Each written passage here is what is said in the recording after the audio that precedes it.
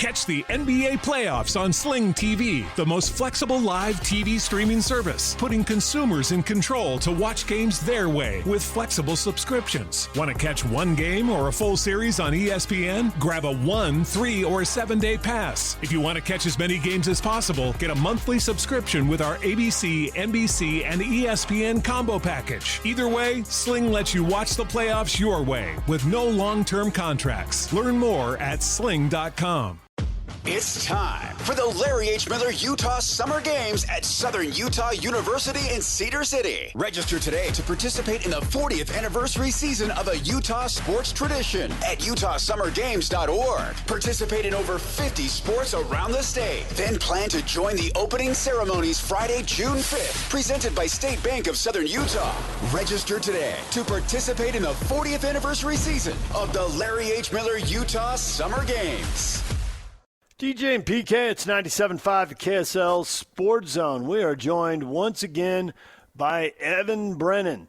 He has joined us in past before the draft. He's an NFL certified contract advisor at JL Sports Agency. Evan, good morning.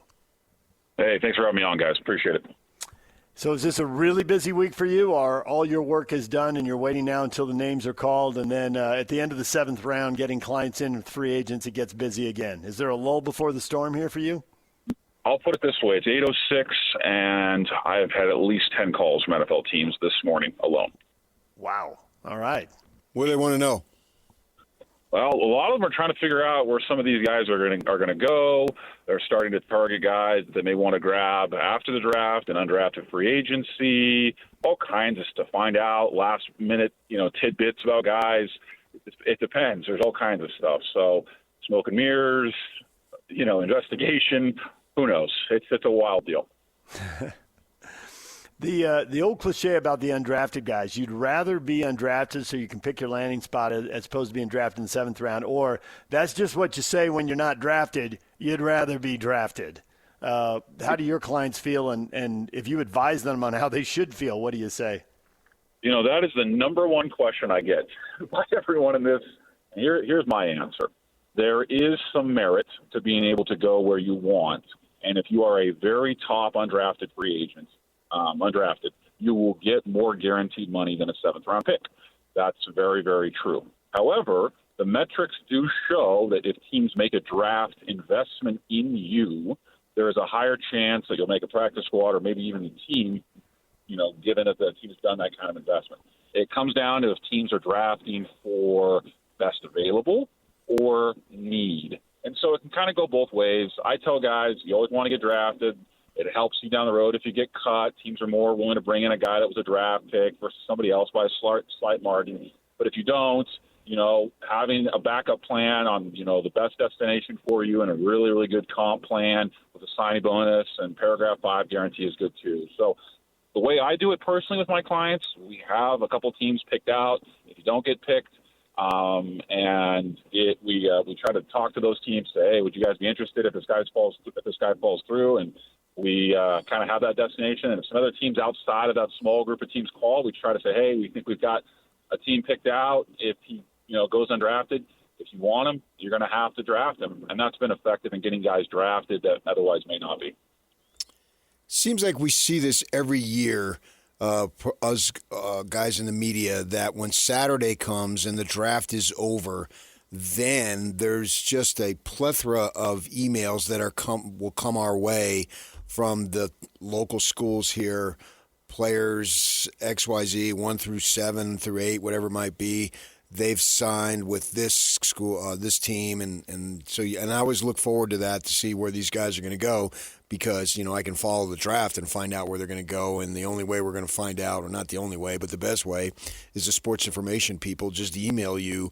Put out group emails of where all these kids are going. And it makes me wonder, when you get to that point on Saturday afternoon, is that more frenzied compared to all the other times in the draft when there's all these guys who are undrafted and teams are trying to jockey to get these kids? It's a wild time. So just to give the listeners kind of an idea, these teams call, hey, Evan, we like your center from Weber State.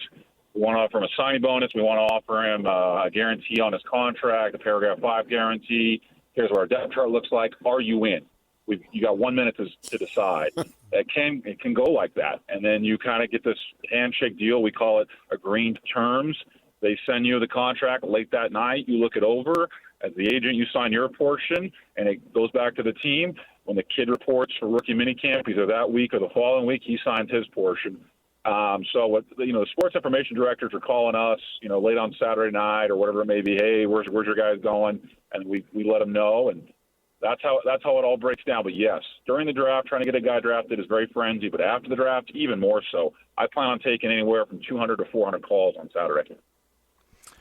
Evan, we've had you on. I think we started having you on because you were representing several guys with local ties. Are you representing several guys with local ties for players across the state of Utah this year? I am. I've got a kid that probably a lot of your listeners don't know, but they should, because he legitimately has got a real shot at getting drafted. A couple of teams have brought him in already. Gavin Ortega, the offensive lineman for Weber State, is a very large and very realistic sleeper to get drafted in this upcoming draft out of Weber State. So he's my guy locally that I'm working with. Has NIL changed the draft? Because we've heard that it's changing the NBA in terms of guys maybe being second round, late first, and they want to stay in school and get the guaranteed money as opposed to risking it. Yes, you are seeing a lot of guys trying to stick it out and, fight for another year. You're seeing people, try to use the courts to get another year because there's significant money in NIL. And so, when you're looking at kids coming out, one of the questions that you're asking is, are you done with college or are you not? Because if you're done with college, okay, let's proceed on how we're going to get you in the NFL. But if there's any chance that you want to come back, well, let's have that conversation on the front end rather than getting into January. And more players are trying to milk every day they can out of college because of the money. So, yes, in many ways it has changed my job. Evan Brennan joining us, NFL Certified Contract Advisor, a.k.a. agent, at JL Sports Agency. Do you individually or does anyone in your agent represent college players in these NIL discussions? And if so, do you do it to kind of get the foot in the door to represent them at the NFL? We've heard lots of stories back in the day about NFL agents, but they've been certified for a while, and so a lot of the Wild West stories have dropped away. But we have heard the Wild West stories at the college level. So how is that working?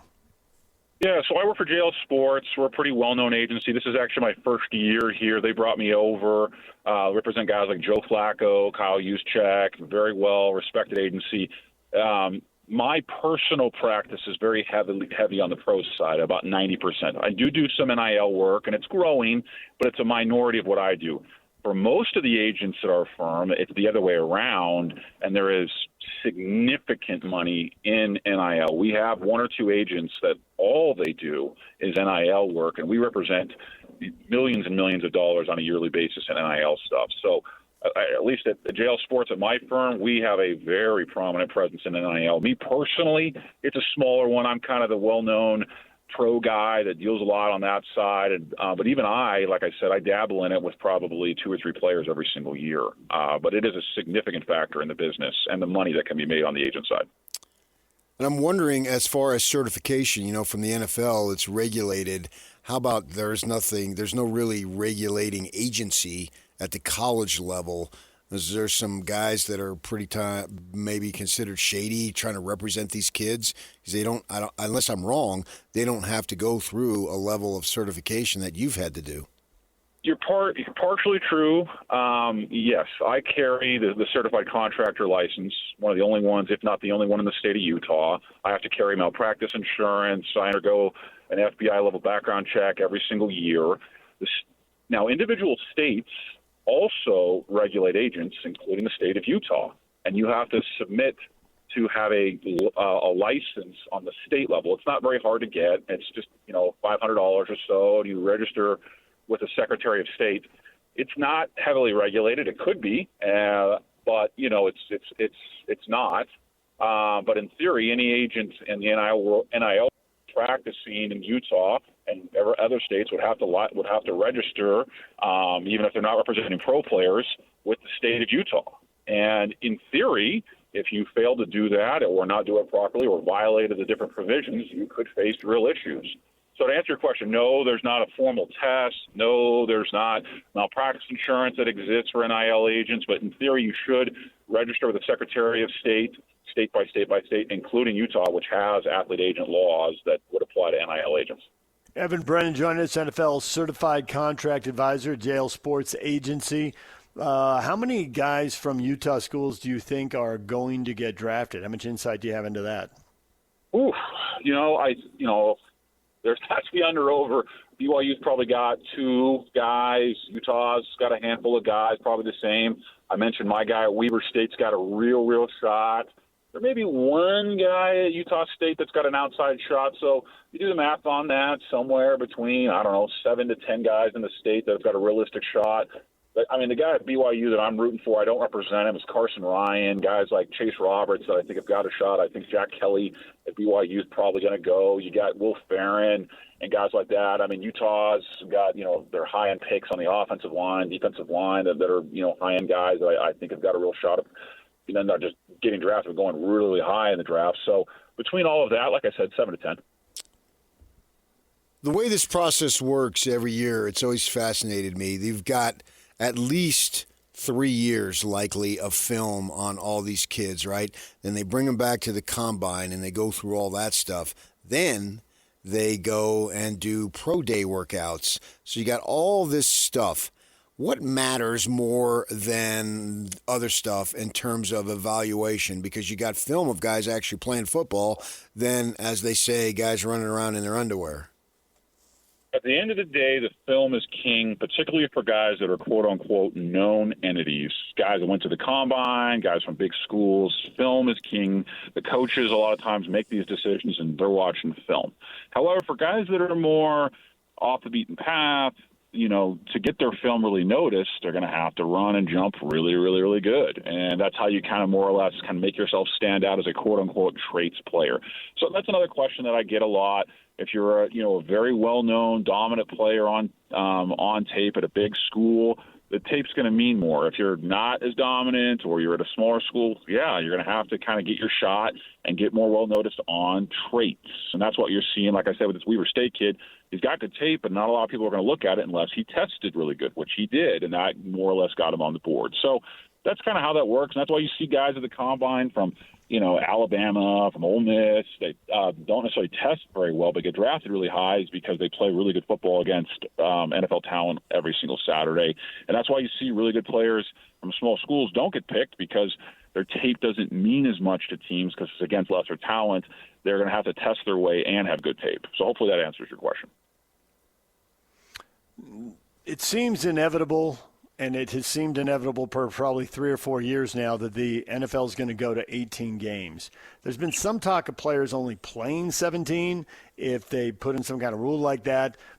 But if they let them play 18, does getting on a practice squad become even more valuable? Does it just become inevitable that those guys will be rotated through and will get a shot? Well, they expanded the practice squads a few years back. They used to only be 10. They're bigger. And part of that is just because the season keeps expanding. I tell guys, hey, if you're on a practice squad, there's a real chance you're going to get bumped up, particularly later in the year. And there's a lot of strategy teams use with how to manage their practice squad. But, yes, the longer the seasons get, the more and more likely it is that teams are going to have to dip into their practice squad, and injuries will occur. It's just inevitable within football. Teams have to, make sure that they're in the best possible situation they can be every single Sunday. So, yes, 100%. A lot more strategy is going to have to go on with how you manage your roster if the seasons do expand beyond where they currently sit, 100%. I'm also fascinated by these 40 times, right? It's like a split second and even less than a second. And if you were able to get whatever it might be, that under the 4.5 or 4.5, whatever, it's like that's magic numbers, right? And then we go crazy on that. And then you got a kid like Puka Nacua, who may not be a sprinter blazer, and he lasts until the 5th round, I think it was, and then he blows up. How do they reconcile that when they got these stopwatches? It's almost like, it's so vitally important, but yet if a kid isn't a big-time sprinter, that doesn't necessarily mean he's not a big-time player. 100%. And you look at the Rams, they've done a great job with what you would call slow receivers. Look at Cooper Kupp playing for those guys. and lasting where he did in a very similar place to Puka Nacua. He did not run very well at the Combine at all and has proven to be a great player just like Puka. So some of it's an organizational thing that, hey, we're going to watch the tape. We're going to look at a lot of different things, and we're not going to put as much value on the speed. We trust the film more. We trust, what we're seeing in a lot of different arenas more. And so I think the Rams in particular have done a great job with slower receivers and trusting that tape. And I think you'll see some more teams emulate that. And there's some teams that traits mean a lot to us. We have faith in our coaches to develop them. But it is, it's quite inconsistent, I would say, across the league player to player. You'll see great players that aren't great testers. You'll see horrible players that are incredible testers. And that's just the kind of the fun and variance and variability of the league and the evaluation process. Do agents get to have relationships with coaches, or is it more a GM personnel thing? And I ask that because we see someone like Harbaugh moving from Baltimore to New York. He's been in the league forever. There figures to be some turnover on that roster, maybe with a relationship if he knows what kind of players a certain agent likes and all that. Maybe they think there'd be a little more trust that it'll be a better fit for some of these end of the roster or jobs. Is there any angle to be played there as an agent? Yeah, so to be totally candid with you, position coaches I deal with daily. I had coaches call me this morning from the NFL. Last night I dealt with the safeties coach. I talked to Vrabel yesterday about one of my guys. Head coaches less so much with undrafted guys. Where you deal a lot with head coaches with draft picks, guys that are legit mid-round or higher draft picks. Head coach will call you, hey, really like your guy, what are you hearing, and kind of feel you out on the market. General managers will do that too. Position coaches get heavily involved with late day 3 guys and undrafted guys, and a good relationship with a position coach can go a long way in getting a guy drafted or get a guy placed in undrafted free agency. They recognize the name. I was talking to an O-line coach for the team that I have, several players on the team. He knew my name. He called me up. Hey, we're looking at this guy. Love all the work you've done with all of our guys. Would love to, maybe get a deal done after the draft on this kid. What are you hearing on this guy? And it was an O-line coach just calling me. So, those relationships do matter. If you're kind of a repeat player, you develop those relationships, and teams kind of, like to deal with people they know versus random wild cards that could hurt them in the process just because they don't know who they are. If the players are, fungible, are kind of exactly the same. So, yes, for sure those things matter, particularly at the position coach level. You speak of that position coach, and I'm wondering for the free agent guys, when you get to that and you weren't drafted, how that's going to be. Because you hear quarterbacks, okay, Sean Payton can develop quarterbacks, right? We know what he did with the Saints, and now he's looking like he's doing the same thing with Denver, with Knicks, and has a great rookie year, and all of a sudden that changed the outlook of the franchise there to be a playoff contender for the next X amount of years. So I'm wondering, as far as the free agents, with maybe assistant coaches too, or even the head coach, they do really well at developing, say like Chase Roberts, for example, just to use him as an example, doesn't get drafted. Would he look at, well, how do they use receivers there? And even if it's not the more money, whatever it might be, I might have a better chance to be developed at Team X. Yeah, I'll give you a couple examples. The Eagles have one of the best O-line coaches in the league, and he's very well regarded, and he's had a lot of great players, and so he's considered one of the best, if not the best O-line coach. And so great job of selling himself and kind of, putting himself as the top O-line coach in the NFL, and a lot of guys want to play for him. And he leverages that very well in targeting undrafted guys for sure. Bubba Ventrone, I represent Luke Rhodes for the Colts, the highest paid long snapper in NFL history, very well-known long snapper. Bubba Ventrone was his special teams coach for a long, long time in Indianapolis and is known as one of the top special teams coordinators. He calls me all the time about guys, Dave Phipps, Joe DeCamillis. Some of these special teams coaches have pretty strong resumes. And I deal with the special teams coaches a lot because they cross over linebackers, safeties, wide receivers, corners, and being, known as a special teams coach that, develops and works with kind of the backup players, the undrafted guys, is, a real big selling point. So to your point, with a guy like Chase Roberts, who probably is not going to come in and start anytime soon in the NFL, making it on special teams is going to be huge. And his relationship with the special teams coach is going to be big. And if the special teams coach identifies him even before he enters the building as a potential special teams coordinator or special teams contributor, could play a huge, huge role in this. And so, yes, relationships with those special teams coordinators, with the position coaches is very fundamental in helping your guys get in the right spot so they can make it long term. Spring football leagues come and go. We currently have the UFL. How much do NFL people look at that? How big an advantage is that? How hard do you have to work to get your guys into that if they don't stick with an NFL team right away? Is that a good path forward? Yeah, I mean, we're kind of seeing a trend with those. You're seeing a lot of guys, they're taking a lot of what I call retreads, guys that, were in and out of the NFL. That's kind of the main use of that league is they want to work with guys that were in the NFL for a while, got cut, or, they just didn't get renewed, and are trying to get back. If you got to be a dominant player, though, in the UFL, if you want a shot back at the NFL, you'll see them grab guys a couple times during the year. Maybe, early in kind of the year after the season ends, if they had a dominant year the year before, you'll see them sometimes filling gaps from time to time. There's all different kind of ways that it could come into play, but really those are reserved for different players that are dominant at that level. So it's a hard route. Don't get me wrong. The CFL is even harder for that, for sure. Yeah. Well, Evan, we appreciate a few minutes as always. Thanks for joining us and talking a little NFL draft. We appreciate it. Thanks so much, guys. We'll talk to you soon. Okay. Evan Brennan, NFL certified contract advisor and agent at the JL Sports Agency, and he took 10 calls before he came on the air with us, PK. So everybody's double-checking everything. The pressure's on. You don't want to whiff. Oh, no, I mean, this is so important. This is vitally important to building your franchise. I mean, it's the same thing we talk about the NBA, but the NBA doesn't have as much player movement as the NFL does, and obviously the rosters aren't as big. You need to have free agency, you need to have trades, and you need to have draft.